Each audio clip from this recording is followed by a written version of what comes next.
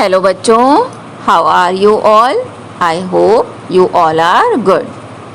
Welcome to my channel learn with fun. It's been long time to take your class.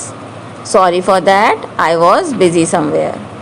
Now let's start afresh with a new chapter named Data Handling and Presentation. है ना?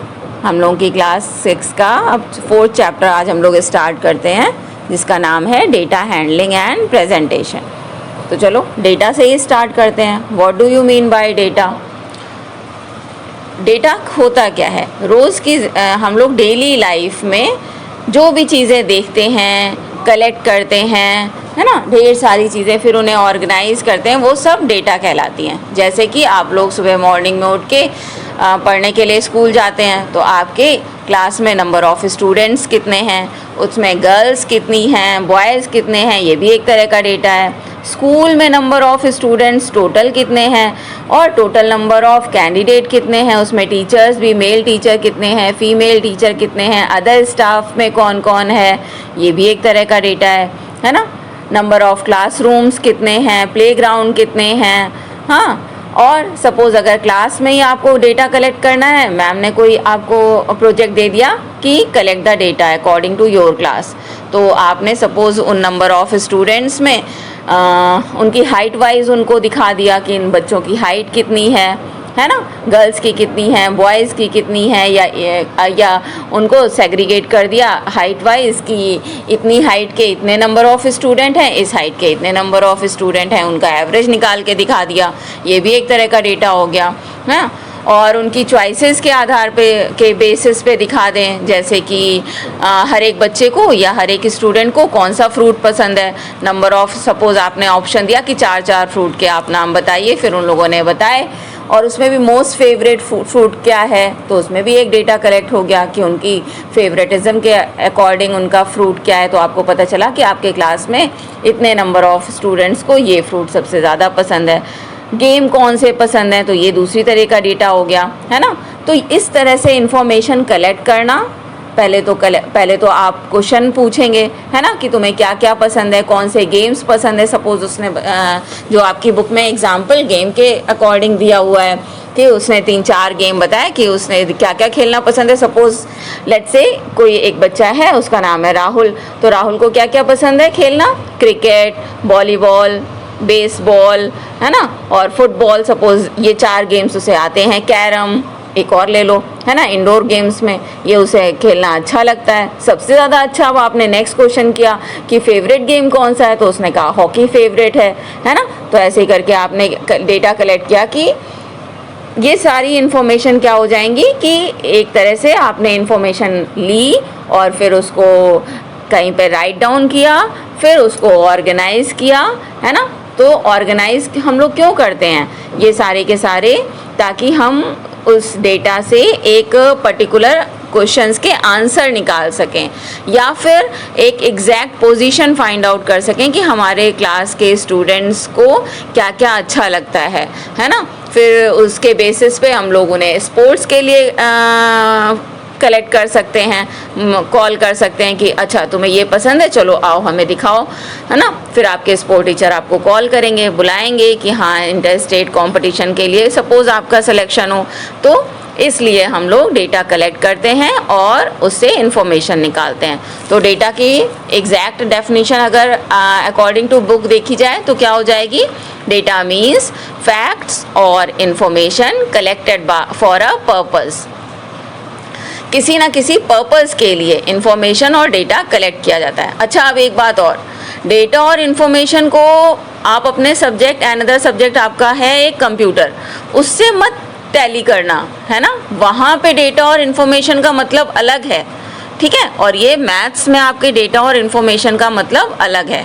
वहाँ data का मतलब होता है कि आपने जो इनपुट दिया, रॉ डेटा है, वो डेटा कहेंगे, और जो प्रोसेस होके आउटपुट आता है उसे इन्फॉर्मेशन कहते हैं. लेकिन यहाँ पर डेटा मीन्स हो गया कि आपको फैक्ट्स और इन्फॉर्मेशन कलेक्ट करनी है, ठीक है.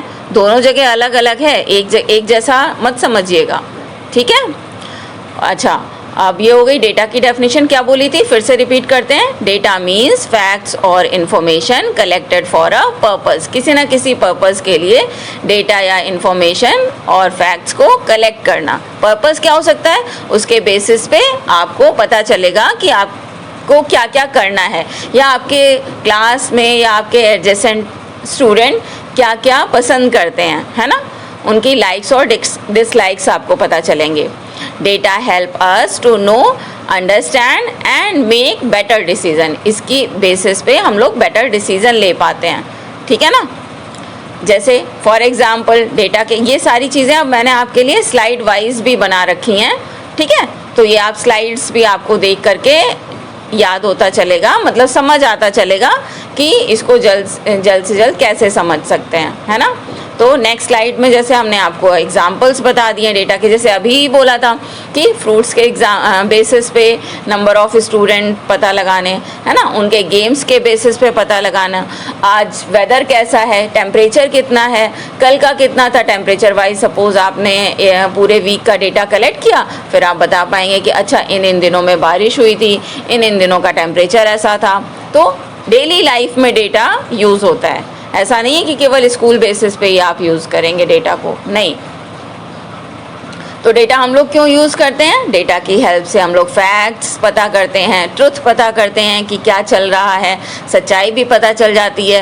हाँ, क्लास में स्टूडेंट का जो आपने कभी नहीं सोचा होगा, कभी कभी तो ये पता चल जाता है। आप जैसे जनरली क्या लगता है कि सारे बच्चे मोस्टली क्रिकेट पसंद करते हैं, लेकिन जब आप सपोज आप सर्वे करेंगे, जैसे आपकी बुक में भी दिया हुआ है, तो नंबर ऑफ स्टूडेंट को क्या पता चला उसमें, hockey is the favourite game of that class, है ना। नव्या और नरेश जो बच्चे हैं, अभी इसके क्वेश्चंस भी हम लोग करेंगे, तो उस क्लास में बच्चों को हॉकी सबसे ज़्यादा अच्छा लगता है खेलना, है ना।